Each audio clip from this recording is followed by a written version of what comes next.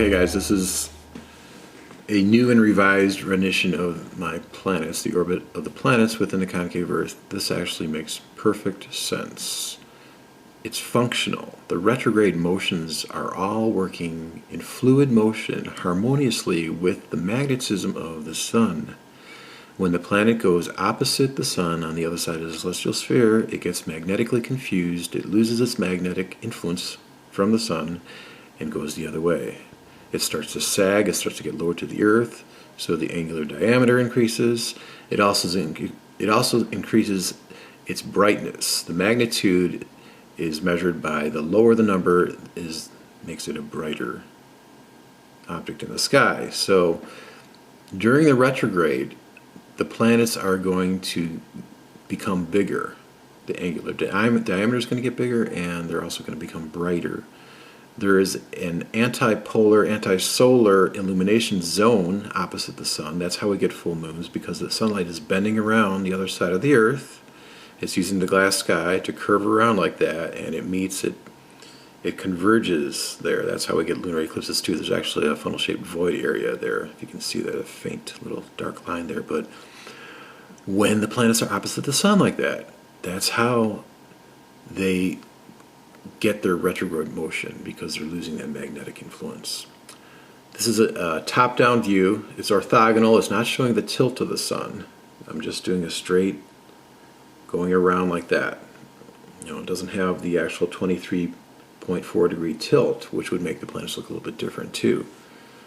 So we have different planets here. I actually mapped out Mars. I plotted it out, so I show the different magnitude each day. See, each frame here is a day. It's not, you might think that, well, the Sun is going the other way. No, that's because I kept the celestial sphere stationary. And so then that way I used that as a frame of reference to have all the other objects moving around it. So each frame constitutes one day. It's not 24 hours going around like that. It's actually just one frame is one day. And so the Sun appears to be going the other direction. But that's only because the celestial sphere is not moving. Now remember, before I said that the celestial sphere is 23 hours and 56 minutes and 4 seconds. And so the superior planets, which include Neptune, Uranus, Jupiter, and Saturn, they are going to be more in sync with the celestial sphere. They're not going to appear to move as much with using the celestial sphere as a reference. So Neptune would be the planet with the least amount of movement, that little blue dot there in the bottom. Then Uranus, that other blue dot on the bottom left. Then Saturn's up at the top right, and then Jupiter's on the left-hand side. So you see the loops. I included the paths. You see the retrograde paths. Each year, those planets are going to do a retrograde because of the Sun. And then you have Venus. Venus is that green path. It's doing a retrograde there on the bottom right. For about 6 weeks out of the year, it's going to do a retrograde like that. Then you have that white line is Mercury. Mercury zips around, kind of like a fly around a horse. It just zips around the Sun like that.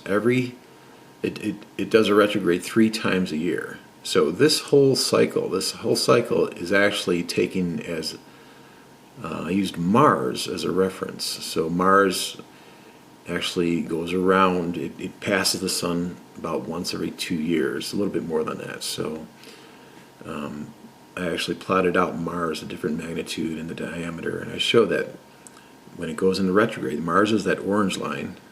When it goes into retrograde like that, it's going to get bigger, and it's going to get brighter on the opposite side of the Sun. And the glass sky is used, the refraction. See, this is also, I approximated the distance, so I couldn't really tell, but I just went by the angular diameter, and I just approximated how far away I thought they would be going, with the inclusion of looking through them with a glass sky that actually exaggerates the size, the scale, if you get closer, if you get farther away, kind of like a wide-angle lens. So, but this works. I mean, the light from the top of the pyramid is hitting the back of the Sun. As I told you before, I had a vision of the back of the Sun. It was flat and dark. And so when the planets go behind the Sun, they're not as bright. They're using the ambient light of the Sun. but they're not as bright. Interesting too that when Venus goes in front of the sun or Mercury goes in front of the sun, obviously they get the crescent. Those are the only two planets that get a full crescent.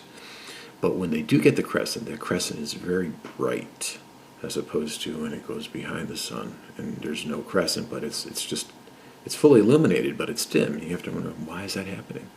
Well, it's because the back of the sun is dark. That's why it's happening. The moon, I'm not sure if it's a full sphere. It wraps around. I think the moon also performs a function of containing the planets magnetically so they don't fall down too far, like Mars or Venus. When they go into retrograde like that, the moon kind of like a gatekeeper. Hey, get back up there. Get back up there. So, but this is a working model. You understand just how, like, if you understand anything about fluid mechanics or magnetism, or orbital angular momentum, everything is being affected. All these planets are being affected by the sun and the gravitation and the lack thereof. I don't think you can find a working functional model in a heliocentric universe of retrograde motions. They say it's just the apparent retrograde motion because the Earth is spinning, but I don't think you can find one. And if you do, it's really lame and horsey and campy. It doesn't make any sense. This is reality. This is the electric concave Earth universe. And it works. It works, guys. So this is revolutionary. I mean, pretty soon this is going to be the standard model. Just a matter of time. Because it makes sense. Earth is stationary. The celestial sphere is moving. The sun is moving. The moon is moving inside the Earth. However, we don't really have much time because I do believe the sun is going to stop pretty soon, and that will constitute the final day and the final hour. So, welcome to the new world. Welcome to reality. Ciao.